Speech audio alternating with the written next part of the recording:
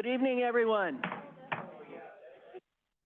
Thank you for joining us today. I'm Jeff Baker, the chair, and I am going to call to order the DRCOG Board of Directors meeting for January 15th, 2025. Please join me in the Pledge of Allegiance.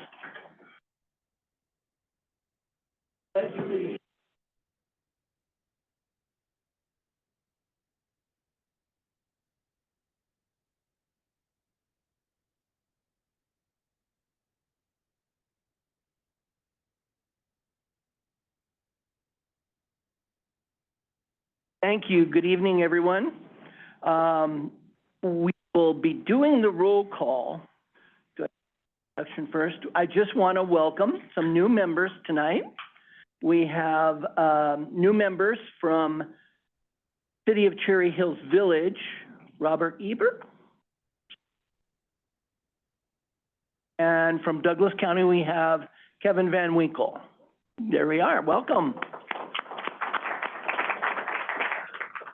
We've got new alternates, Mike Foster from the town of Superior. There he is. Okay. And Susan McGuire, City of Cherry Hills Village, is a new alternate. Also another new alternate, may or may not be here, fairly well known to some of us, from Jefferson County, Rachel Zenzinger. Alternate. All right. With that, we'll proceed to roll call. All right, thank you so much, Mr. Chair. And for our new members and alternates, I will, with roll, I always call the member first, and if the member does not respond, I will call the alternate. All right, here we go. Steve O'Dorisio, Adams County. Lynn Baca, Adams County. Jeff Baker, Arapahoe County. Here. Claire Levy, Boulder County. Austin Ward, City and County of Broomfield. James Marsh, Holshin, sorry, City and County of Broomfield. Thank you, sorry, James. Randy Wheelock, Clear Creek County. George Marling, Clear Creek County. Adam Paul, City and County of Denver. Nicholas Williams, City and County of Denver. Kevin Flynn, City and County of Denver. Kevin Van Winkle, Douglas County. Andy Kerr, Jefferson County. Sharon Davis, Arvada. Angela Lawson, Aurora. Allison Coombs, Aurora. Larry Vidham, Bennett. Thank you. David Spellman, Blackhawk. Nicole Spear, Boulder. Greg Mills, Brighton. Here. Deborah Mulvey, Castle Pines. Roger Hudson, Castle Pines. Tim Dietz, Castle Rock. Jason Gray, Castle Rock. Here. Tammy Maurer, Centennial. Todd Williams, Central City. Robert Eber, Cherry Hills Village. Susan McGuire, Cherry Hills Village. Steve Douglas, Commerce City. Here. Michelle Rogers, Dacono. Adam Moorhead, Dacono. Steve Conklin, Edgewater. Evening. Othaniel Sierra, Inglewood. Kim Wright, Inglewood. Emily Bayer, Erie. Linda Montoya, Federal Heights. Sarah Dawn Pearlstein, Federal Heights. Ray Bird, Firestone. Don Cognac, Firestone. Josie Cockrell, Foxfield. Lisa Jones, Foxfield. Wendy Padilla, Frederick. Lynette Kelsey, Georgetown. Rich Barrows, Georgetown. Rachel Binkley, Glendale. Brian Toucher, Glendale. Paul Hazeman, Golden. Lisa Vitry, Golden. George Lance, Greenwood Village. Dave Kerber, Greenwood Village. Chuck Harmon, Idaho Springs. Here. Brian Wong, Lafayette. David Friedland, Lafayette. Deslin Sherzai, Lakewood. Stephen Barr, Littleton. Kyle Schlachter, Littleton. Kat Bristow, Lockbuoy. Jacqueline White, Lockbuoy. Marissa Harmon, Lone Tree. Joan Peck, Longmont. Judy Kern, Louisville. Present. Holly Rogan, Lyons. Present. Colleen Whitlow, Meade. Paul Sutton, Morrison. Adam Way, Morrison.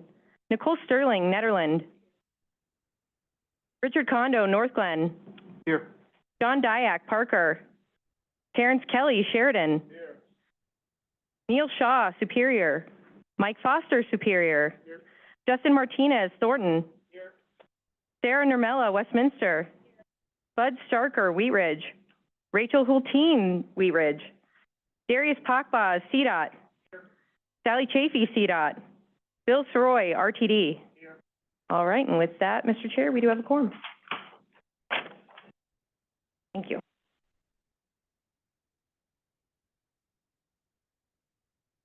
Board, the chair would entertain a motion to approve the agenda. I would move.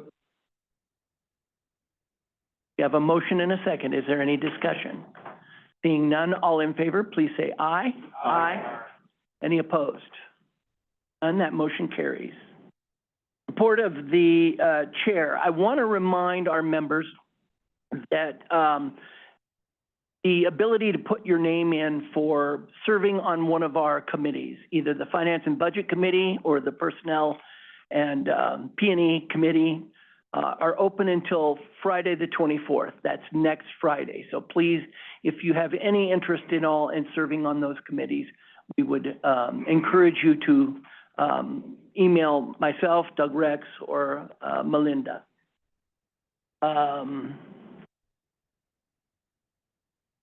Also, I want to take this opportunity to just thank Director George Teal from Douglas County and Director Randy Wheel from Cherry Hills Village, who we didn't say anything about them last time. So I just want to be on public record saying we thank them for their service to DRCOG. Report of the Performance and Engagement Committee. The Performance and Engagement Committee did not meet. We look forward to our February meeting. Report of the Finance and Budget Committee. Director Kondo.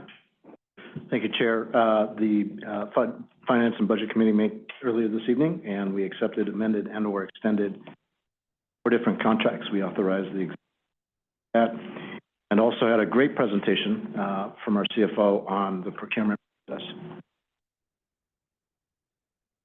Thank you very much. Report of the Executive Director, Director Rex. Thank you, Mr. Chairman, very much, and good afternoon or good evening to everybody. Great seeing everyone. Happy 2025. As the chair mentioned, with regards to the open solicitation we have out there for Performance and Engagement Committee and Finance and Budget Committee, there's also open solicitation out there for the other regional committees in which we have appointments. Melinda sent out a survey, was that Monday? Monday or Tuesday, this week, right? Yeah, earlier this week. Monday. Yeah, Monday. And so please fill that out, or as the chair mentioned, you're of course more than welcome to contact myself or Melinda or the chair. But it would be really great if you fill out the survey, so we would have accurate record of everything. So please, yeah, if you're interested in serving on any of those, we strongly encourage you to serve on the internal committees if you're so able. We always welcome new members to that. And yeah, so the deadline is Friday the 24th. I'm sure Melinda will be sending out a reminder or two before then, so you can look for that in your inbox. I wanted to mention to you a project that we perform every 3 years or so. It's called the Small Area Forecast, and it's one of the key functions of DRCOG that we do here in the region. It's a predictive model to simulate household and employment location choices. And we first start with the state demographer's forecast for population and employment growth at the county level, and then we kind of disag it down to the local levels with using those county control totals. This forecast is the foundation for future travel demand forecasting work that we do, and ultimately it feeds into our regional transportation plan. So it's a very important exercise for us. So I just want to let you know, give you a heads up that DRCOG, our staff, is beginning to, we've completed the latest update, a proposed update to that, and so we're beginning to reach out to your staffs to have the conversation with them about population and employment forecasts within your jurisdictions to make sure that there's agreement with how you will be growing within your communities, with an understanding that there are control totals at the county level, so you obviously cannot exceed that control total within just your jurisdiction.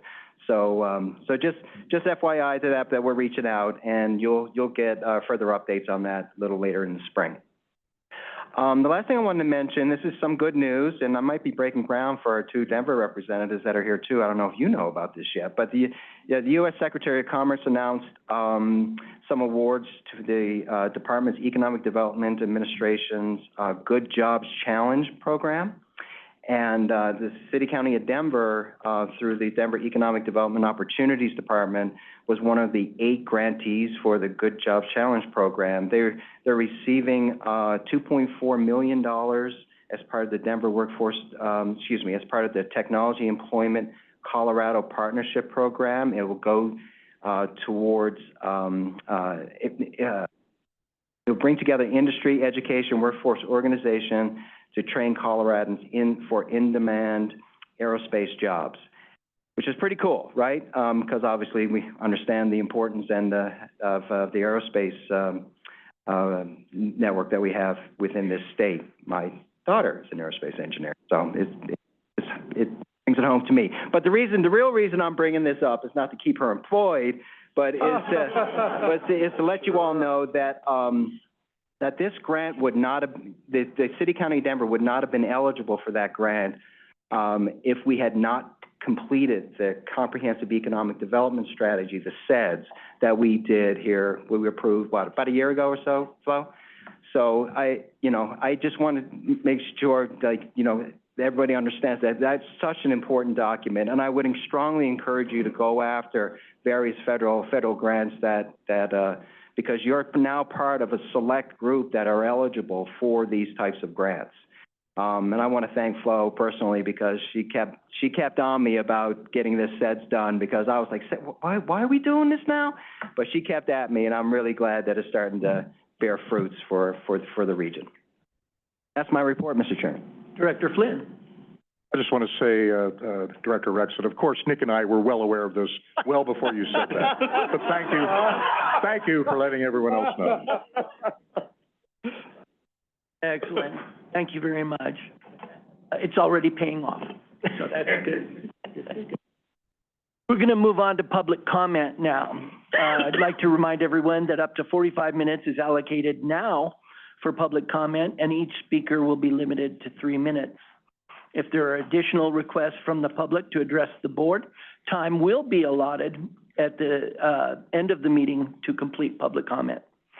I request that there be no public comment on issues for which a prior public hearing has been held before this board. Consent and action items will begin immediately after the last speaker. Do we have anyone in the room that would like to speak to the board of directors? I don't see anyone making themselves known. Ms. Stevens, do we have anyone online? I will end public comment. We have nobody here to give us any public comment. We'll move on to the consent agenda. Before I ask for a motion on the consent agenda, I do want to say that the minutes were reviewed closely by more people than others, but thank you to Director Kelsey for noticing that we now have 2 members with the last name Harmon. So I think there was a small... Okay. Like, seriously? Oh. Yeah. So I do want to make sure that everyone knows that the revised summary has been uploaded to the DRCOG website under the January 15th, 2025 Board of Directors meeting webpage. So that has been corrected. Are there any other comments or questions about anything in those minutes from our last meeting, the summary of December 18th? Seeing none, we also have designating a location for posting notices of meetings, attachment B, and we have the draft 2025 policy statement on federal legislative issues, which we made public or made available to the directors and received no comments. Those are the 3 items under consent agenda. Does any director want to pull any of those items? Seeing none, the board chair would entertain a motion to approve the consent agenda. Director Harmon? Thank you, Director Harmon. Harmon M, Harmon C. Yeah. Is there a second? Oh, we did have a second, sorry. Any further discussion? Seeing none, all in favor, please say aye. Aye. Any opposed? Any abstentions? Seeing none, that motion carries and our consent agenda has been approved. we're going to move on to our one and only action item tonight. This is attachment D. Wait a minute, there was an amendment, wasn't there? So we do have, we only have one action item tonight. Attachment D, Rich Morrow, the Director of Legislative Affairs, is here along with our lobbyist, Bowditch and Castle. So is Rich ready to go? We know it's early in the legislative session, so let me just announce that this is the first time we're hearing about bills in this legislative session. If a bill requires additional discussion, it can be pulled from the package. We can vote on a position tonight. I know that my policy for my jurisdiction is that I can't take a position on a bill that we have not discussed in Arapahoe County. I know there are some others that don't have that restriction and some others that do. We don't have to take a position on any of the bills discussed tonight, but we can if we want to. So just throwing that out there. Rich, it's up to you.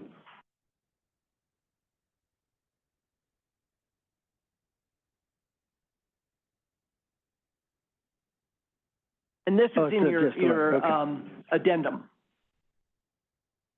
Yes, thank you.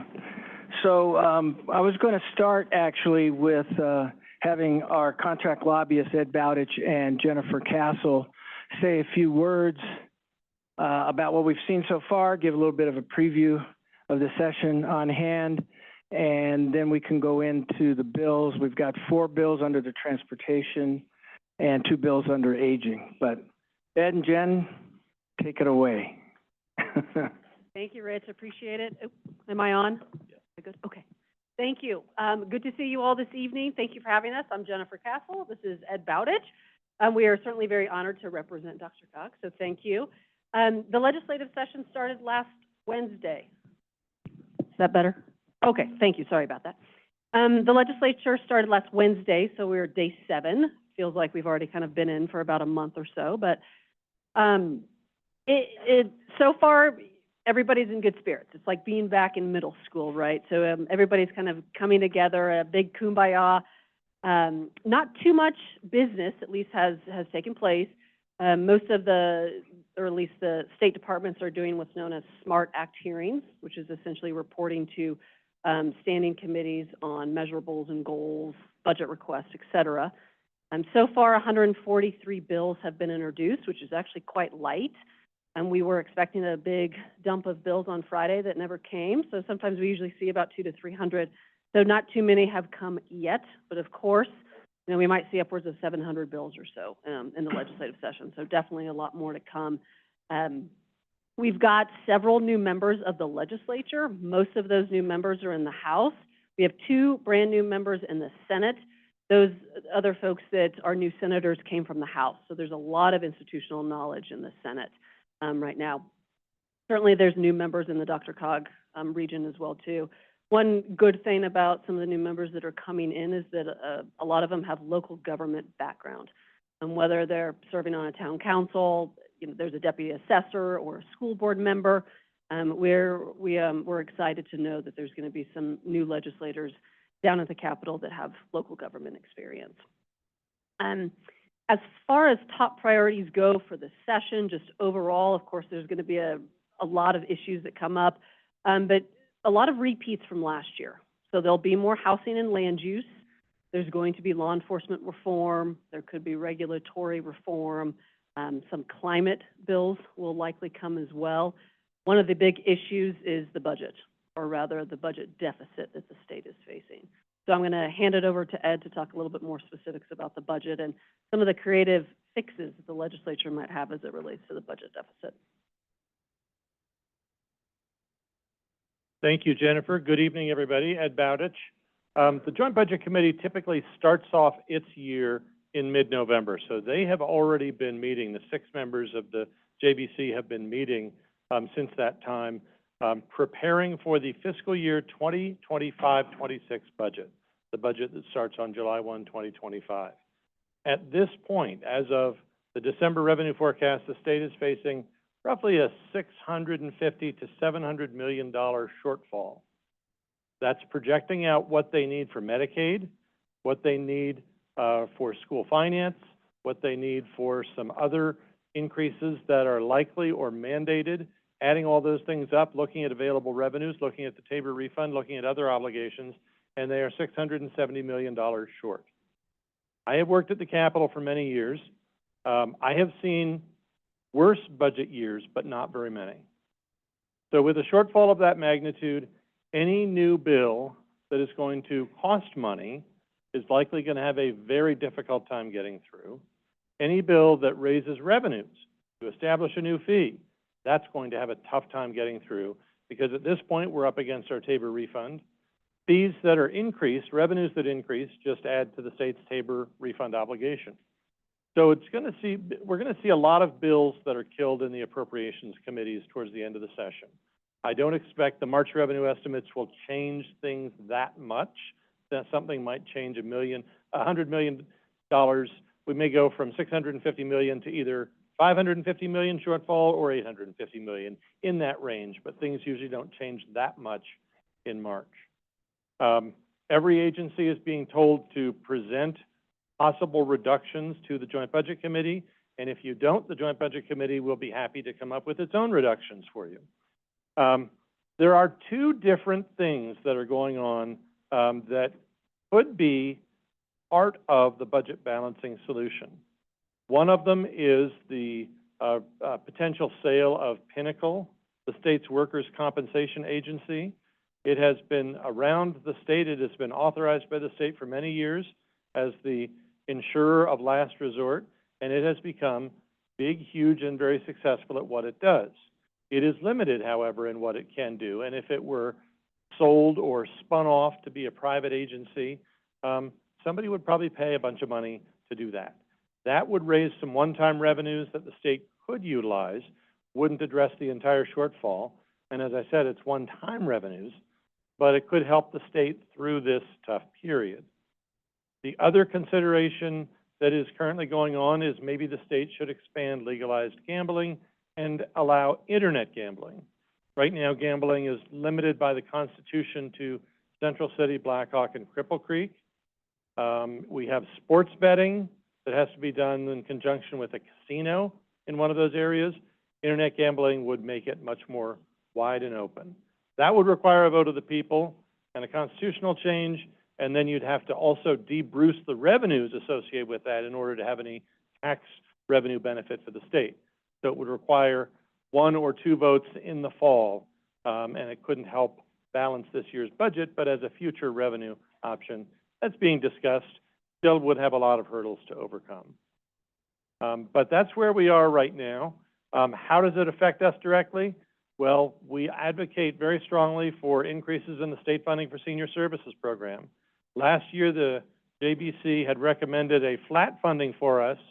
We led the charge with a bunch of other agencies and got a lot of it. Was a big lobby group, and we got we like to say, we rolled the JBC on the floor and we got an additional $2 million. Well, when the budget was submitted this year, that $2 million came back out of the budget, so we're back at $14.8 million state general fund. I don't know if we can get that up this year just because of the budget shortfall, but we've already been trying. And the other thing we always watch for is unfunded mandates. Those seem to happen whether the budget is flush or whether the budget is not so flush.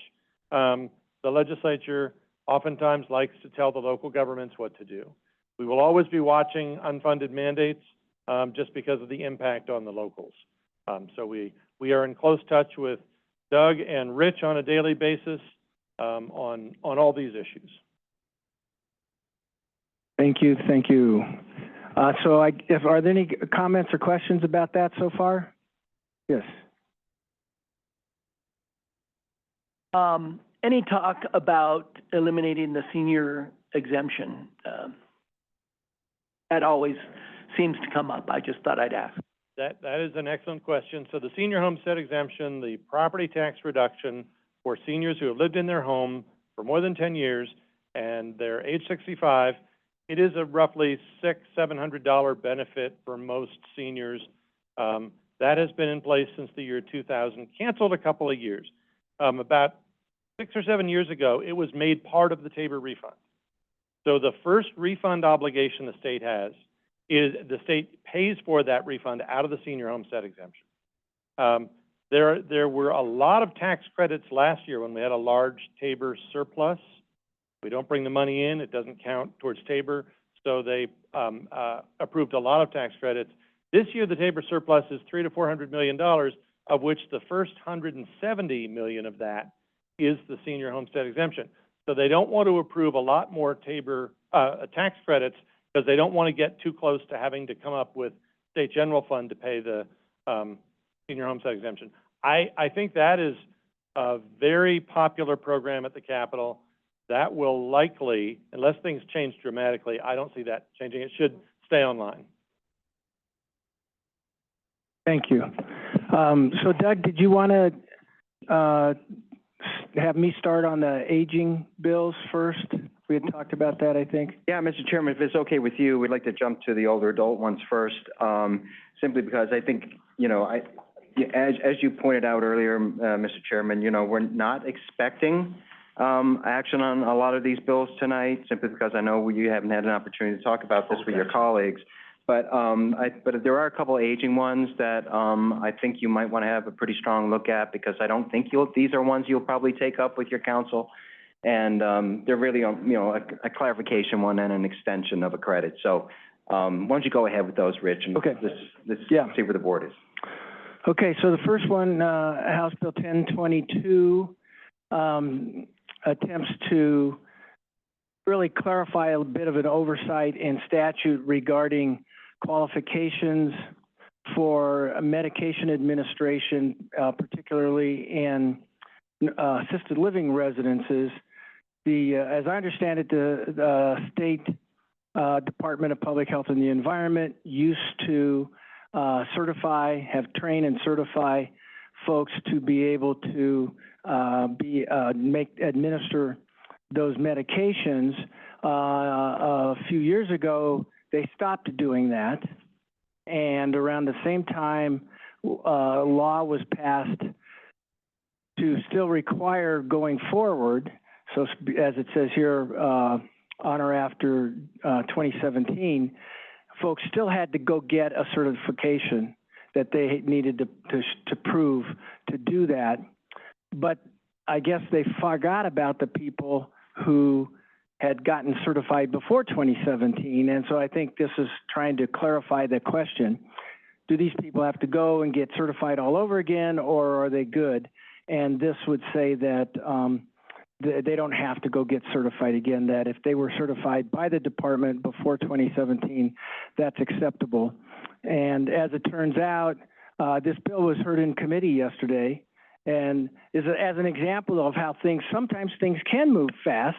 So we do try to take positions on them.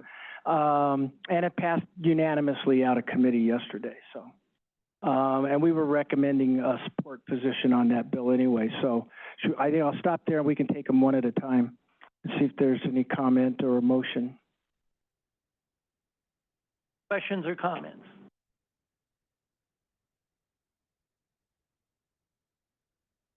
Are there any motions?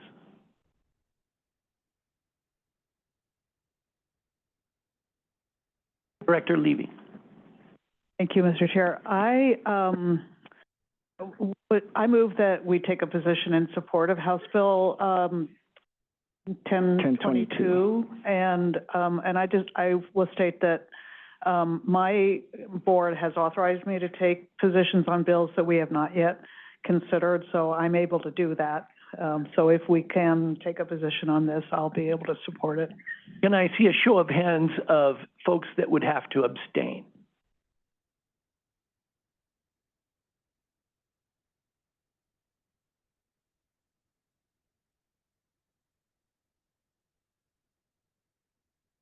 Is this on calendar? Thank you.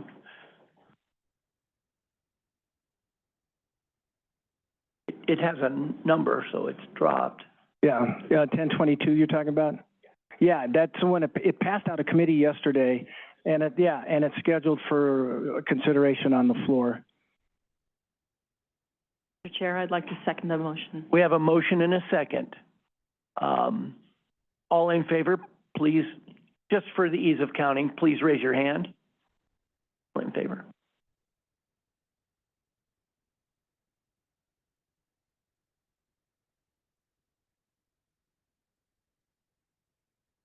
That's great. And to clarify, we didn't mention this, but we need 2/3 of those present and voting to adopt a position on a bill. I think I still need to ask, any opposed? And those abstaining?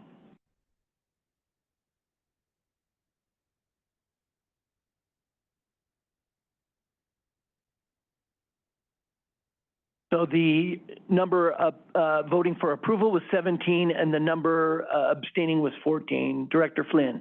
Thank you, Mr. Chair. Just a clarifying question. Is there a floor of directors who need to vote in order for it to be authoritative, in order for it to be adopted as a position? If all but 3 directors had to abstain and it was 2 to 1 to support, I would hate to think that was, so what is the floor? There may be situations where that could happen, but it's basically, I think part of the way we try to address that is that it's 2/3 of those present and voting. So you subtract the those who are abstaining, and if you get 2/3 of the others. So if only 3 are voting, 2 could pass it. Yeah. And that would not be good. And I say that knowing that Nick and I would probably, the administration and the city council would probably say, oh, yeah, support that, but we don't have that authority yet. Yeah. Chairman, if I may. Yeah, it's an excellent question, and, you know, our current policy does not state it that way. Now, I will say that at least last year, you know, we've had conversations, because bills were coming quick and furious, you know, and we did straw polls kind of before we took the vote to see where we were, right? Because, you know, I think even if we do pass or take a position on a bill, it's obviously, it has greater significance if a vast majority of our board is in support of that versus just those that are present and voting. So, you know, listen, I think maybe that's the conversation we should have as a board and figure that out. Try to address that, yeah. You know, and I think that's kind of where we are with the transportation bills. I think it's such that, you know, if you all are not, you know, the majority of folks are not ready to take a position on that. Yeah. We have had actually more of the opposite problem. There's been a few times when we've had, say, just enough members here, and something might have been voted, and the vote was like 29-2, but we needed 33, or we needed 30 for it to pass, and it didn't pass, even though it had a wide margin. So that can happen too. Okay, so the second one. Oh, yes, go ahead. Hang on just a minute. I think that passed, that motion passed. Yeah, so 17. I just wanted to make sure that I was clear on that I publicly said it has passed. So we are in support of House Bill 25-1022. Thank you. Now. Senate Bill 13 actually would continue a tax credit that was adopted last year. This adds 2 more years to it. There was a bill last year, and the board, our board, you guys supported this last year. It created a tax credit for a 2-year period for seniors that, it was basically for seniors that cannot qualify for the senior property tax exemption, either because, you know, they moved and lost the portability, or they were renters, and because this was also available for renters. So it was a way to extend that same type of benefit for those folks. And although it was, as many of these tax credits were, it is means tested. It has lower to middle salary or income levels that would qualify for that. And so this one is, they're proposing to extend it for 2 more years, and staff is just recommending that we can support that as well. And I know, Ed, I don't know if you wanted to just mention, because you had mentioned earlier, tax credits might be, folded into the conversation about the budget. I think that's different than the merits of the bill, but maybe just make a couple comments about, it being a tax credit. Yes, thank you, Rich. So again, this is a tax credit.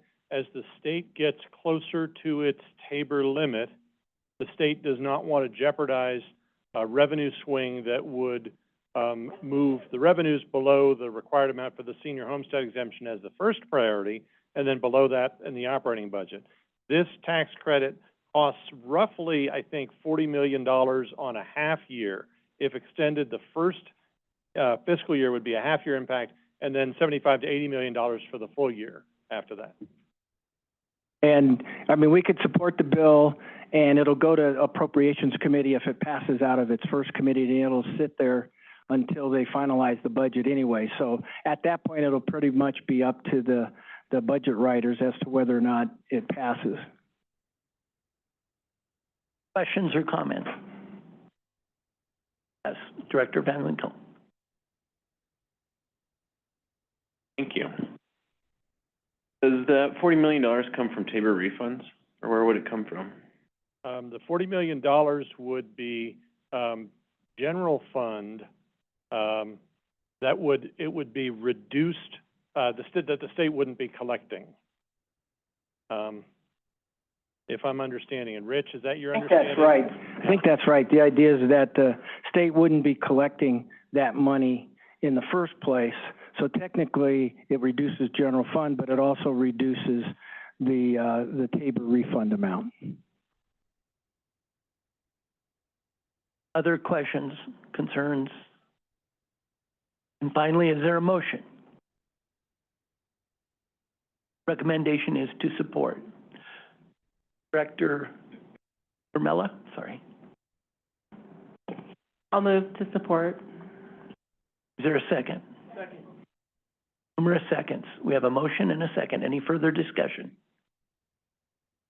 Seeing none, I'm just going to ask for the votes.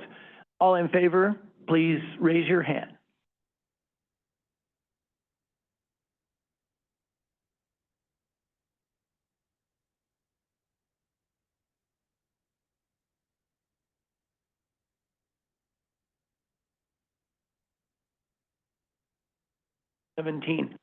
Any opposed? Abstentions? Please keep your hands up until we count.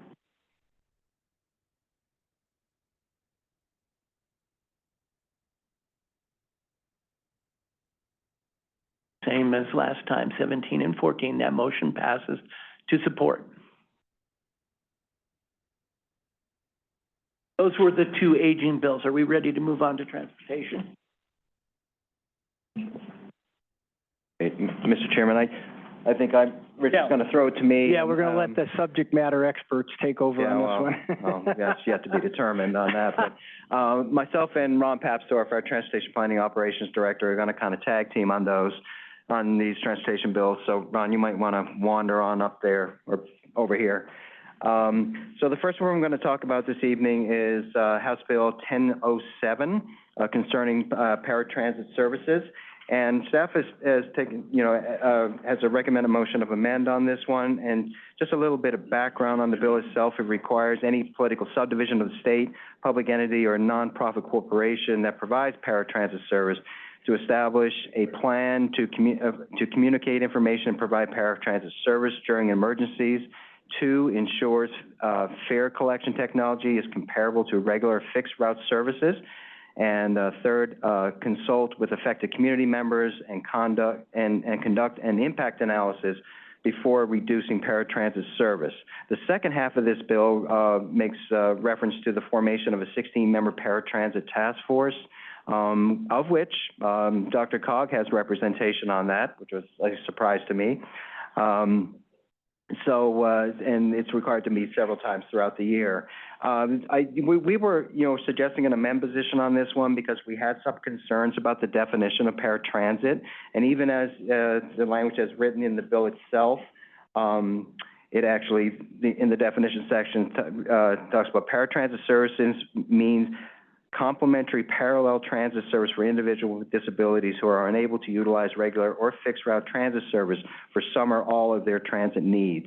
I guess the complementary parallel transit services, as I've learned, is kind of a term of art and is really primarily referring to kind of like the accessorites, so the big transit agencies such as RTD and or VIA or some of those. We were concerned that it would have some effect with our on-demand providers for our older adults and the work that they do, because they obviously do provide paratransit service. I think it is our position that we would like to ask for some clarifying language to make sure that is indeed the case. And if it requires clarifying language, then yeah, we would like to have it. Bill Soroy, Director Soroy, is that, I mean, I don't mean to put you on the spot, but is that kind of your assumption with regards to who would be affected by this bill? Yeah, and with limited understanding of the bill, as I haven't reviewed it, but yes, in terms of how paratransit applies, our accessoride is determined is based on our fixed route service and a certain kind of distance from that fixed route service. Great, thank you. Yeah, because our concern was if it is some of those smaller nonprofits that provide some of those services, they don't have, the finances nor, the resources or infrastructure to be able to, to do fare collection like RTD does, right? So we just want to get some clarifying language to it. And I will say that this is a bill that has bipartisan sponsorship. So it seems they are really addressing some need that's been expressed. Director Peck, then Director Harmon. Thank you, Chair. I'm curious as to whether this bill would also address microtransit. That it does not. It does not. Okay, great, thanks. Director Marissa Harmon. So this could affect the Lone Tree Link, though, and communication and emergency services, making sure that we have effective communication. I'm just curious if we can get more information on financial implications. No, it's a great question. Our budget's tight already on providing the services. Yeah, and I think that's some of the clarification, Director, that we're trying to get. It doesn't affect these types of services such as Lone Tree Link. Lone Tree Link. I'm just going to call it the link. But so, as a result, because I'm not sure it does. I'm not sure it does. I think it's really more tied to, the larger transit agencies and what they're supposed to provide as parallel service for those with disabilities. Thank you so much. Other questions or comments? Yes. Director Baer. Does that work? Yep. I'm curious if we know who the disability groups that are being consulted for the bill are. That's a great question. So this is a TLRC bill, right, Ed and Jen and Rich? So I really don't know. I would imagine it was brought forward by some of those advocacy groups. The membership of the proposed task force is probably a pretty good guess as to who's been involved in this, but I personally don't know. I did get an update about this bill from Senator Winter in another meeting a couple weeks ago, and I had mentioned to her then that I think it's important. I asked this question and I mentioned a couple of different groups, but that the Epilepsy Foundation, for example, had not been consulted and was not a stakeholder. And we know that 30% of the population suffers seizures or will have seizures in their lives. And so it's a very large population that utilizes transit, paratransit, access to mobility. So if there's any way that we can encourage them to reach out to the Epilepsy Foundation, they have an advocacy branch. I'm happy to make those connections if that's helpful, but just to ensure that all the stakeholders are at this. Happy to pass that on.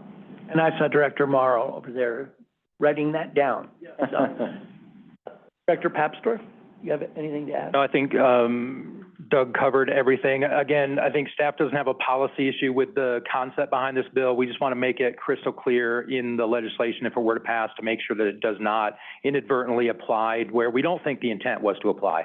Our small demand responsive sort of transportation services that we fund through the AAA and with a lot of your communities and local nonprofit agencies provide that very specialized service. All right, staff's recommendation is to amend.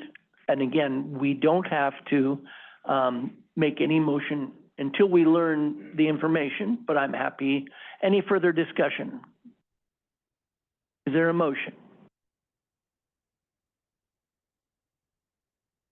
No motion. No, I'll make a motion. I'm sorry, Director Levy. Yeah, I'll move that we, take a position of amend on House Bill 1007. Motion to amend, I'll second. second. Any further discussion? I have one question, if you Yes. How fast is this moving through? It says 2025, and we're already January, so I'm not sure if that's, or, I didn't No, know, it's Rich. It's a great question. I don't think it's calendared yet, is it, Rich? Yeah, I don't think it's going to push through. Right. There's not, I don't believe there's an emergency clause on this bill. Thank you for your time.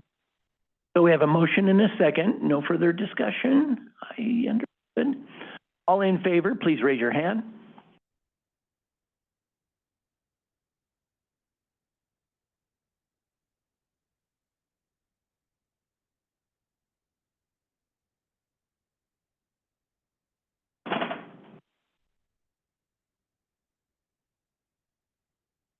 Any opposed? Abstentions?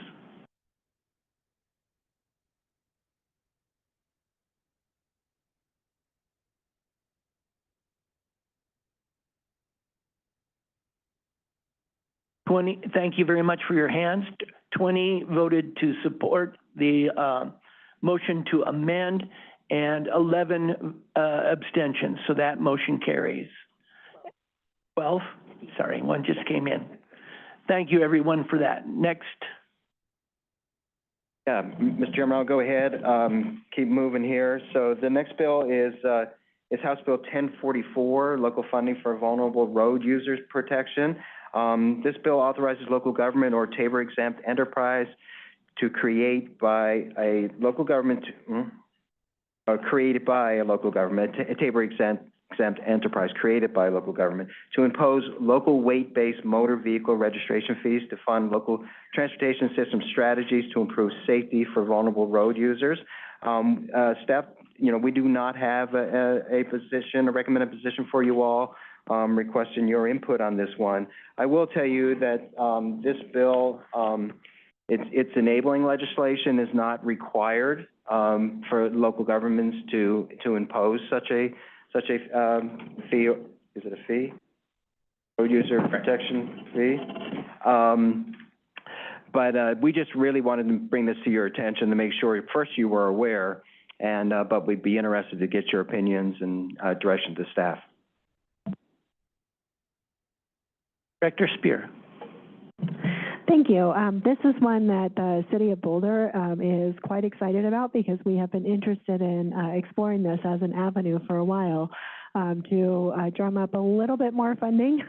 It's not a ton of money, but just a little bit more to help us continue to make some of our multimodal pathways around town a little bit safer for the folks who are using them. One of the, I think, really critical pieces of this is that it doesn't require that anybody do this. It's really just giving communities the ability to decide on their own and in what way they might want to implement this. So I would really love us taking a position of support for this measure, just so that we are giving more of this freedom to kind of control their own taxes and how they are supporting their roadways to some of our local communities. Thank you. Director, I can't see your name tag, I'm sorry. Marshall Olson, Broomfield. Is this bill substantially the same as what was proposed last year? Rich? So if. I think. Ed? Accept that. Yes, this year it's much permissive. Yeah, I can answer that. Last year, the bill was, they were trying to do it at the state level, and that did not pass. And this is different in that it's at the local level. City Council Broomfield, supported this last year, so we'll probably likely support it again this year. Thank you very much. Director Flynn? Thank you, Mr. Chair. In this case, I'm glad that I have to abstain because I have so little information on this, but one thing I would like to know, are there parameters, are there gutters, bumper guards that establish a maximum or minimum? I know so very little about this. If I could take a position, I'd be uncomfortable doing it, but what can you tell us about it? I would just say that, yes, there are limits with regards to, it's actually set based on the weight of the vehicle, the range of the vehicle, how much of a fee that you can charge based on that. So you can choose. Correct. Director Davis? Well, it's not a range. It's the range of weight, but there's a set fee for a range of weight.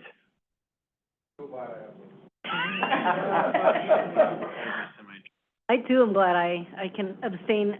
That was gonna be my question in terms of local weight-based motor vehicle registration, understand electric vehicles weigh 3,000 to 4,000 pounds more than their gas equivalents, and because they're electric, they're not paying fuel tax, but that goes to road maintenance. So I thought that was what the bill was supposed to do last year. They got killed. So are they just retooling it for something like this? Because they're talking about vulnerable road users. I have to say, if I'm hit going 60 miles an hour in a gas-powered 4Runner with one really cool and beautiful dumpster-like Cybertrucks, hopefully nobody in here drives one, but that damage could be substantial, and injury could be substantial. So that's, I would assume that in terms of that way, everybody is a vulnerable. That's it. Mr. Chair, I can certainly, and Director, thanks for the question.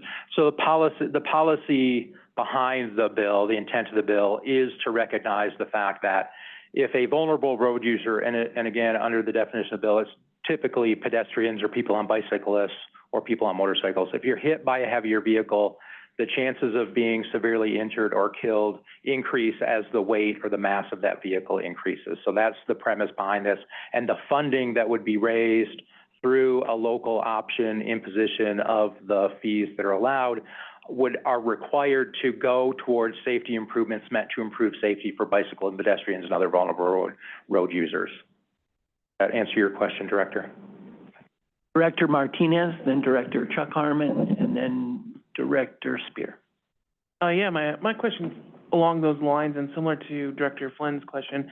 On the other side, what are the parameters of what these funds could potentially be spent on? There's a general idea, but does it get more specific, or is it just generic in the bill? Mr. Chair, Director, it does specify eligible types of improvements that can be made using the funds, and the funds have to be used for those purposes and no other purposes. Director Harmon. I think choices are good. As Director Spear pointed out, nobody's cramming it down anybody's throat. I would absolutely be in support of this, since local communities can decide for themselves. Director Spear. Thank you. I'm just going to double dip for a moment to just point out that a lot of the safety improvements that are often made for the most vulnerable road users, we have been doing a lot of those in Boulder recently. They actually make it safer for people who are driving cars too. For example, adding more visibility at a crosswalk to a pedestrian so that a driver sees that person and is more likely to not run into them or to somebody else who's in an intersection. So I just want to make that point. It is something that is kind of in service of the most vulnerable road users, but like most things, when we're serving the most vulnerable, we're also making things better and safer for everyone else too. So thank you. Thank you. Any other comments, questions? Director Levy. Yeah, thank you. I did just want to say that Boulder County has taken a position in support on this bill, and, Director Spear has really made all the points that need to be made, but there is, the fee schedule is specified in here, and there's, as a not to exceed, and then there's also language that says that the fee needs to be set on an amount reasonably calculated only to defray the cost of these improvements, language to that extent. So it can't just create a cash cow for the local government to draw from. And the kinds of improvements that are mentioned are medians and pedestrian refuge islands, and things like that can be really important when you've got like a 6-lane throughway and you're trying to cross that thing, and you may not get across. You need a safe place to stop, safety crossing features such as crosswalk visibility enhancements, traffic circles, traffic calming, speed management devices. These are all things that have proven records on actually increasing pedestrian and bicycle safety. Any other questions, comments? Yes. Sorry, I didn't mean to interrupt you. How are drivers to be notified when they're coming through, say, Denver or whoever doing this? Are they notified that they're going to be asked to pay for this? And then how is that collected? I don't know if it's, just random questions, I guess. Mr. Chair, Director, it's a registration fee. So it's assessed on the owner of the vehicle when they register their vehicle each year.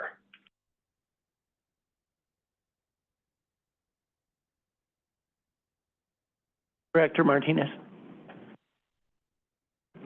So if it's a registration fee and it's imposed by local governments, some of our smaller communities might not be able to have money to make improvements. Is there any way for smaller communities to pull their funds together? I don't know if it could benefit communities that don't have enough registered vehicles to pay for any of these improvements that we're talking about.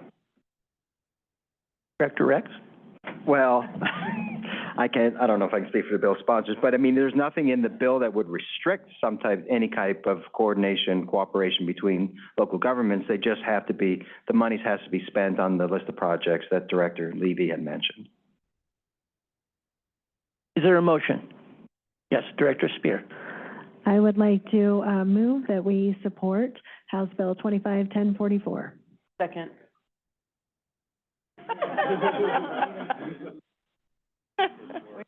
We have a motion and multiple seconds.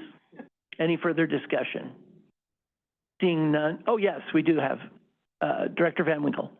Thank you. I would just say anytime we raise vehicle registration fees on the people of Colorado, it really hurts the poorest and those, the working communities of Colorado the most. So I'll be a no vote. Thank you. Director Martinez. This is going to be a bill that I'm going to have to bring up with my council. All right, so I'll be abstaining. And Director Kerr. Sorry, Kern. I think the general comment in Louisville, we are always in favor of any state bill that will give more control and ability for the local municipalities and governments to make decisions that are good for their communities. And I think it would not be a mandate for all of the communities to increase, but merely an opportunity for those who choose to make those improvements. All right, we have a motion and a second. Do we have any other discussion, comments? All in favor, please raise your hand.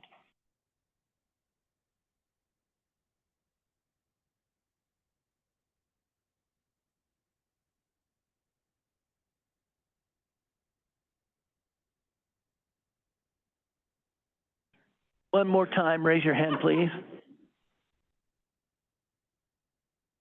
2 counters.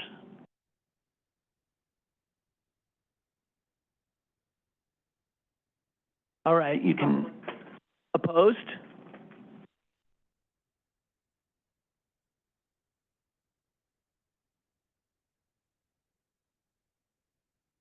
Or opposed?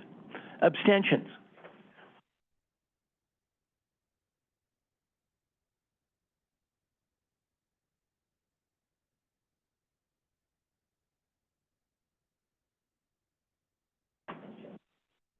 12 abstentions.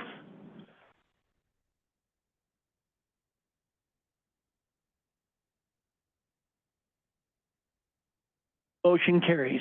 Thank you. 18. 4 opposed and 12 abstentions. I'm being told that passes. Pass was not my strong suit. All righty. Thank you, Mr. Chairman, very much. So, we have 2 more bills, and I swear we won't do this every month.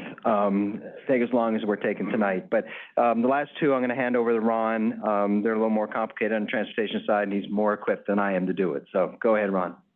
Doug, thank you, Mr. Chair, members of the board. So, House Bill 25-1046 is a bill that would increase the maximum number of transportation planning regions. So, a little bit, just a brief background on this bill. You might recall that in the previous legislative session or the one before, directed CDOT to do a study of the 15 transportation planning regions around the state.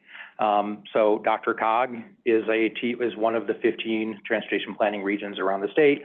They coordinate with the state on and perform various transportation planning functions. Some of us, like DRCOG, are also a metropolitan planning organization, so we have additional responsibilities and authorities beyond transportation planning regions, but we are a transportation planning region. One of the recommendations from that work was to split one of the existing transportation planning regions into 2, sort of at the request of a number of local jurisdictions. That was the Intermountain TPR that runs kind of along the I-70 corridor in the mountains. To do that, because the number of transportation planning regions is stipulated in statute and limited to 15, they couldn't split one TPR without combining 2 others. And they recommended combining 2 very rural TPRs in the southeast part of the state, the southeast TPR and the south central TPR. They have very small populations, very few communities. Those TPRs were adamantly opposed to being combined. So folks from those areas have come forward with a bill to increase the number of transportation planning regions from 15 to 16 in statute, which would then allow the commission potentially to increase the number by splitting the Intermountain. The issue that we have is that at STAC, each of the 15 TPRs has 1 vote, plus the 2 tribes in the state have a vote each. So there's 17 members on STAC. That means DRCOG, although the Denver region contains almost 60% of the state's population, we, as 1 member out of 17 voting at STAC, represent less than 6% of the vote at STAC. And we often are overruled by the very rural parts of the state on issues that are important to the region, like the distribution of funding, like the criteria that are going to be used to select projects. And important policy decisions that affect this region. So for those reasons, staff is recommending an opposed position to the bill.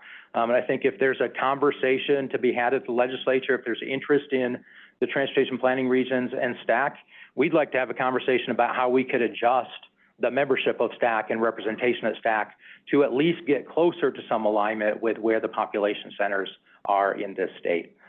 Combined, the Pikes Peak TPR down in the Colorado Springs, DRCOG, and North Front Range encompass 80% of the state's population, and together we have 3 out of 17 votes at STAC.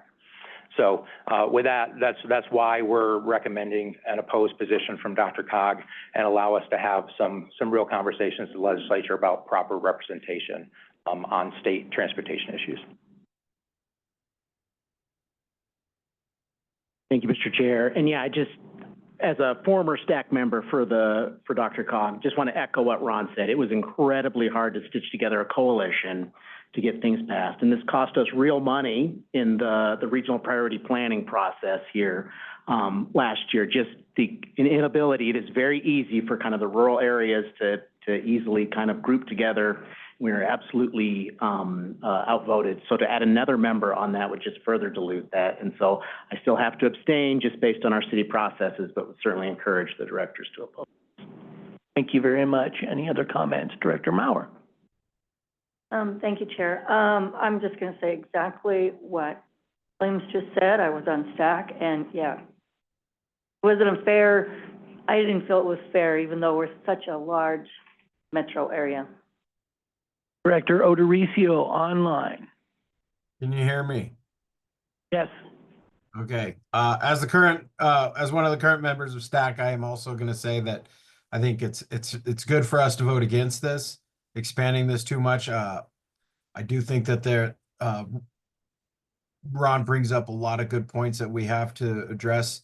And while we also try to have some empathy and sympathy and collaboration on how to make certain improvements to CDOT and transportation funding, I do think it's important that we do vote against this, and we try to encourage that that STAC and other effective that to improve our effectiveness, we find other ways. It's not just going to be by adding another person. And I think it's through engagement with the state and CDOT that we can improve our effectiveness in advocacy for all of our respective regions. Other questions or comments? Director Spear. I just wanted to say thank you to everybody who has been serving on STAC, either currently or in the past, from DRCOG, because it sounds like an incredibly frustrating committee. So I would be happy to support the position of opposed here. Other questions, comments? Is there a motion?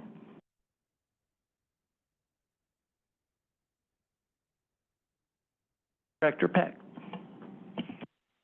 I move to take the position of opposing 25-1046. Director Kern, do you want a second? Sure, I'll second. Okay. I just noticed your hand was up, so.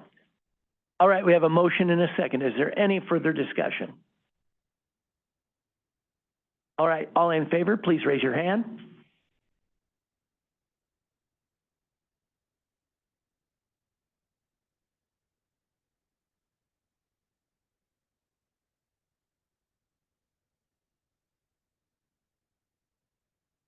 (22) in favor of opposing. Any opposed to the opposed position?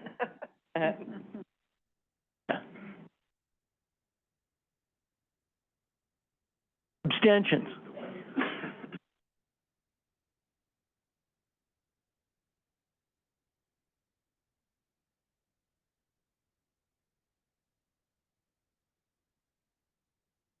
There were 10 abstentions. The motion passes.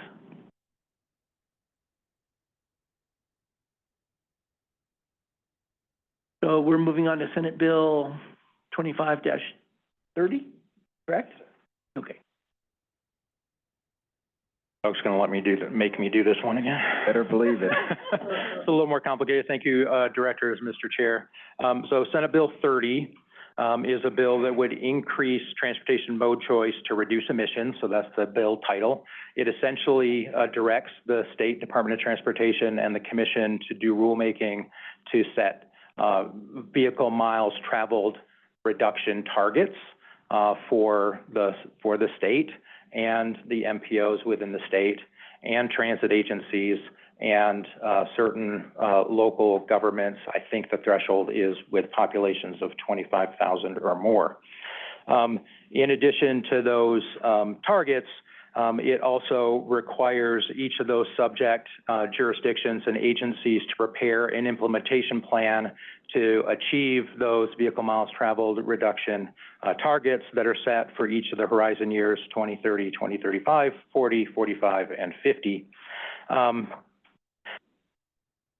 By June 1st of 2026, CDOT has to adopt the rules for those targets, and then no later than October 31st, those plans have to be developed and in place. By the end of 2026. I think, one, I want to remind the board that through the MetroVision plan and our transportation planning efforts, DRCOG has a vehicle miles traveled per capita reduction target and goal in our plans. It's something that we consider very extensively in our planning processes. It's important for making sure our transportation system functions long-term and accommodates the growth and development and aspirations of this region. It's an important consideration. I think the reason that staff is recommending an amend position on this bill is what we have determined would be significant challenges in how to achieve the requirements under the plan. So first, the fact that each of the subject jurisdictions, which in our case are significantly overlapped, so DRCOG, RTD, and every local jurisdiction with a population of 25,000 or more would have to do a gap analysis of all of the bicycle, pedestrian, and transit systems within their boundaries and develop a plan for addressing those gaps, including costing out all the projects that would be necessary to address those gaps.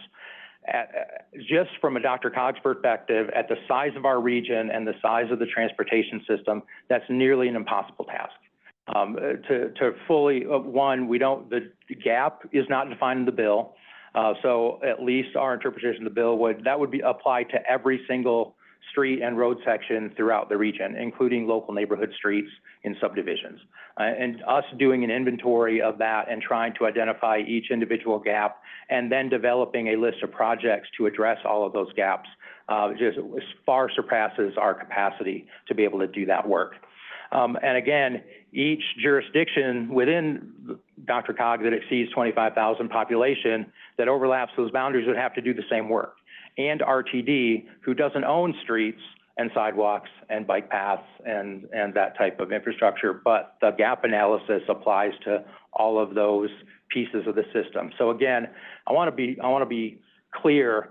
We support the intent. We have goals that aligns with objectives that we have identified as a region. The applicability and the way the bill is written and those requirements, we just don't see as a feasible approach. There is, and we do appreciate in the bill, the fact that funding is potentially made available to help pay for those planning efforts. The challenge is that the funding stream is the Multimodal Options Fund program that the local share that's allocated to transportation planning regions, you all have allocated to projects to actually improve the multimodal system through fiscal year 27, which is past the deadline for when all these planning efforts would have to be done. So we don't have Multimodal Options Fund in this region available to allocate to those planning efforts. So with that, I hope I hit the highlights, the main points. Again, we're recommending an amend position so we can have conversations with the advocates for the bill and the sponsors of the bill to see if there's a way to make this a better bill that we could actually implement or see what other options exist. Director Rex? Thank you, sir, very much. And Ron, thank you for that great summary of this bill. I will also add, with regards to possible funding sources for the administrative work of this, that it is suggested in the bill that there's DOLA grants may be available for this. But again, we hate situations in which if we were to apply for that, we would be in direct competition with our local governments to try to get funding to do this work. In my mind, I'm feeling a little stronger maybe than Ron does about the unfunded mandate portion of this. It's troubling, and it's something that we've seen over the last 3 legislative sessions or whatever, and I'm not quite sure it's going to have the desired result that they're trying to accomplish with this bill. Director Harmon? I appreciate the intent of the bill. As always, I think many of us have the traffic on the way here and are looking for different and unique ways to mitigate that. But the City of Lone Tree is focused on a Lone Tree Active Transportation Plan, and I think that brings it back to that local control piece of making sure that the statewide sweep isn't meant for every city or town or unincorporated part of our state. And then the last comment or question I'll have is, what is the effect and how will that boil down to our large employers and employees? And when we understand the intent, but the effects on these large employees that don't have access to transit, I think can be substantial. So thank you. Right. Director Nurmela.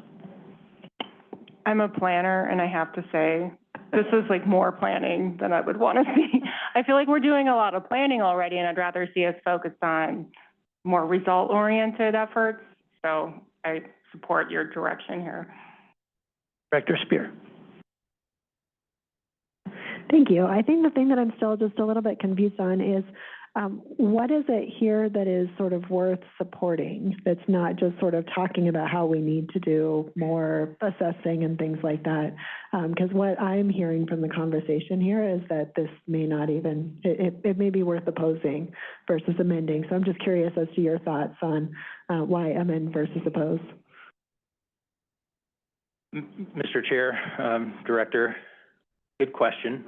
I think it's a challenge because it is a political discussion. We understand that the governor's office is supporting this bill.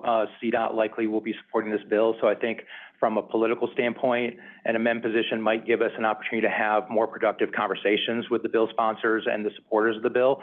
May very well end up with, we can't make this work and the bill dies anyways. But I think it's that consideration of how do you engage in a conversation and get yourself in a position where you can be engaged in the conversation rather than straight up oppose and then you're kind of cut out of the conversations and things happen without you. Quite frankly, sorry to be blunt about that. Director Rex. Thank you, sir, very much. Yeah, Ron is exactly right. I'm just going to say exactly what I would have said too. You know, it's nice having a seat at the table, right? And we do understand that the bill sponsors have heard some blowback on this bill or pushback, and they're planning on and maybe another iteration of this sometime relatively soon. So we'd like to, be able to converse with the sponsors and all. Knowing, I'm sorry, Mr. Chairman, if I may, just real quick, knowing that we can always change our position. Any more comments, questions? Yes, Director Levy. Thanks. I have a question, Ron. You said in your introduction and general overview description of the bill that it sets VMT reduction targets. I did not see that in the bill. What I saw was just mode shift targets.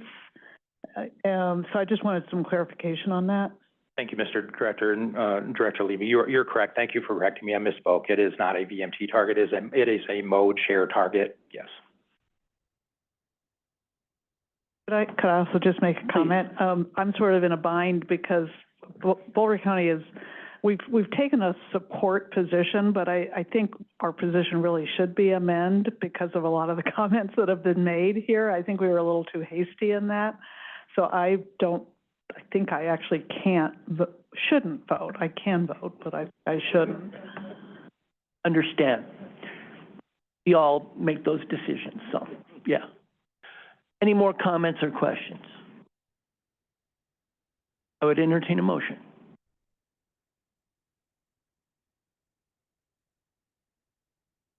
Director Maurer. Motion that we, Was a motion to amend? Is there a second? We have a couple of different seconds. So there is a motion to amend and seconds. Any further discussion? Seeing none, all those in favor of the motion to amend, please raise your hand.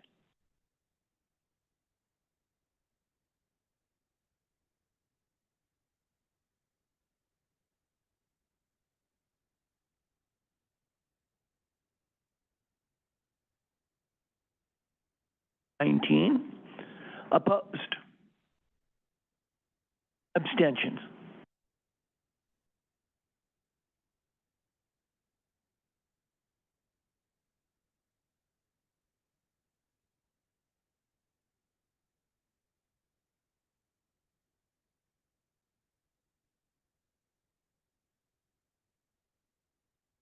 Abstentions, 19 voted to approve the motion to amend, so that carries.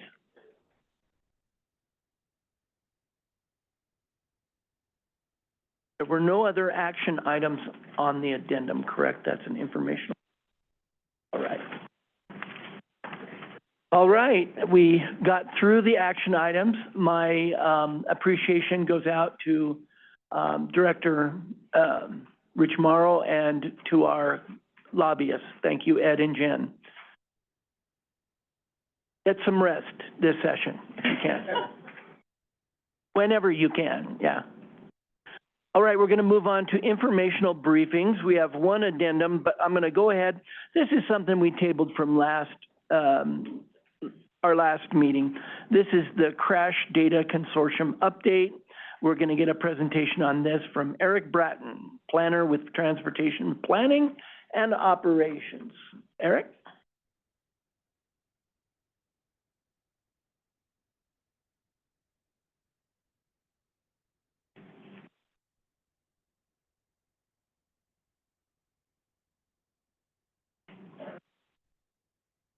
Right, thank you, Mr. Chair and members of the board. My name is Eric Brodden. I am a senior safety planner with the multimodal transportation planning team here at DRCOG, and I'm here to kind of share with you an update on what we've termed our regional crash data consortium. Now, this is a project that we kicked off actually a couple years ago. It was at the time sort of a temporary thing. It was funded with a grant from the National Highway Traffic Safety Administration, Section 405C, which is really meant to improve traffic records.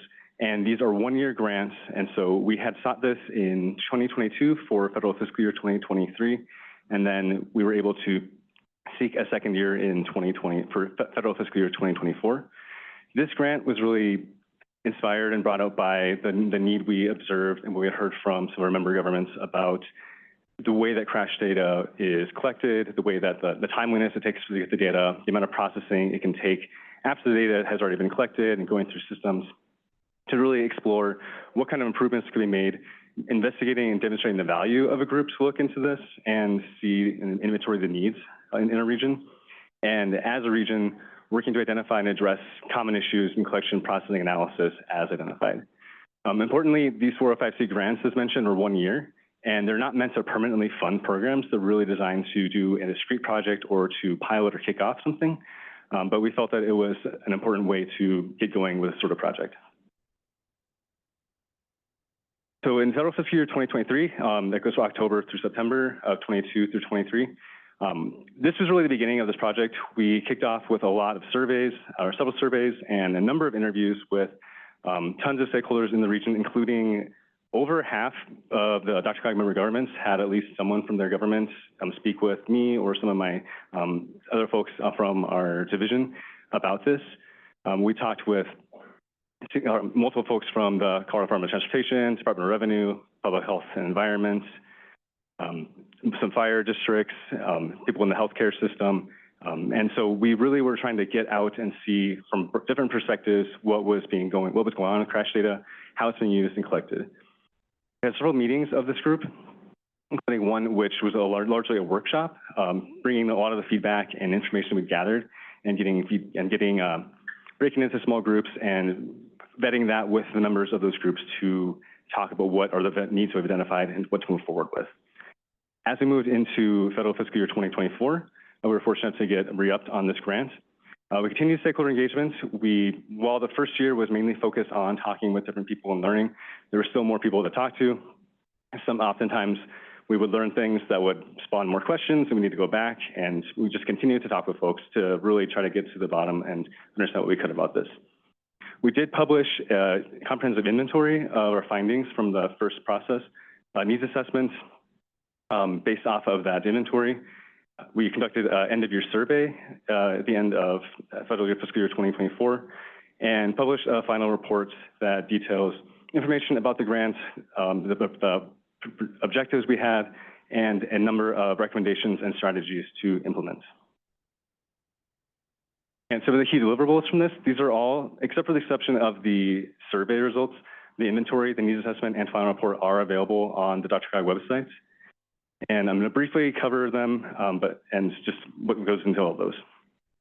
The inventory really detailed the stakeholder engagement process that we took in order to talk to folks and learn about this.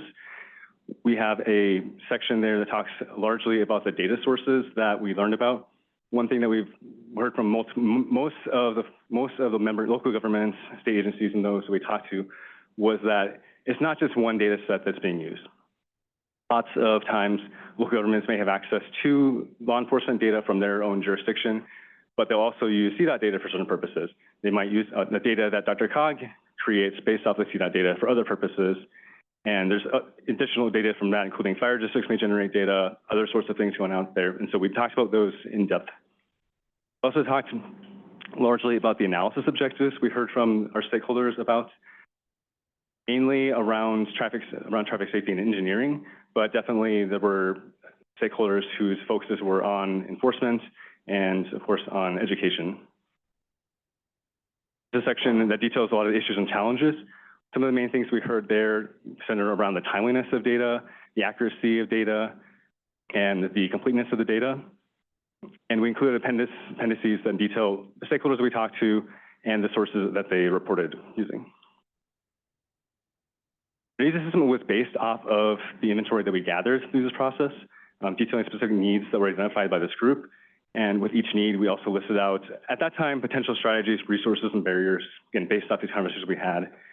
And in this needs assessment, we included a cross-reference to the inventory, so it would be easy for users to be able to look at this document and get more information about where these needs were coming from.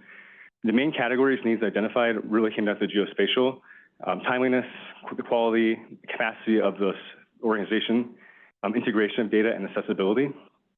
Geospatially recurring to the availability of records largely in the CDOT database, and that was the basis of DRCOG's data, that have geospatial coordinates.